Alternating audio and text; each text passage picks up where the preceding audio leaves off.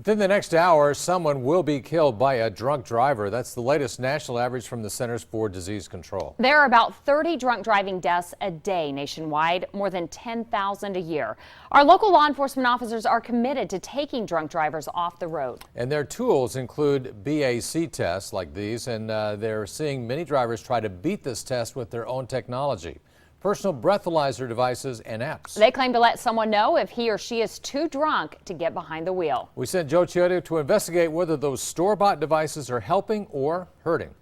John Mallory here locally. I was able to find 3 types of breathalyzers in stores. All of these made by the same company. The Backtrack keychain at $30. The Backtrack Palm, this meant to be held in your hand or purse, at $50. And this one right here, the Backtrack VO, which works with an app on your smartphone, at $50 as well. La Vista Police helped us set up a controlled drinking environment inside their station with 2 WOWT employees. We wanted to see which, if any, of these devices work. Some of what we found concerned police. Our test subjects here are Jen and Tony. I'm feeling a little bit tipsy. Each drinking an instructed amount of beer and liquor in an hour. Documenting how much they drink, the time. The goal, to see if these store-bought breathalyzers read the same as the ones actually used by police. This here is the device La Vista Police use in the field. So you're 079, so you're right under the legal limit. Right away during the drinking process, police notice a difference with one of the devices. 0.03. Wow. Yep. Okay. But we up the ante. Jen and Tony are taken into a holding cell where suspected drunk drivers are brought if they flunk the field sobriety test. Keep in mind, a field test is only used as probable cause. 1, 2, 3. Just keep blowing so you hear that tone. But this machine here is used to convict you in court. By blowing into it, you get an accurate reading of the person's blood alcohol content, the amount of alcohol deep in their lungs. It's called a data master. But first, we have them blow into the 3 breathalyzers bought in the store. 0.03. Wow, that's very inaccurate.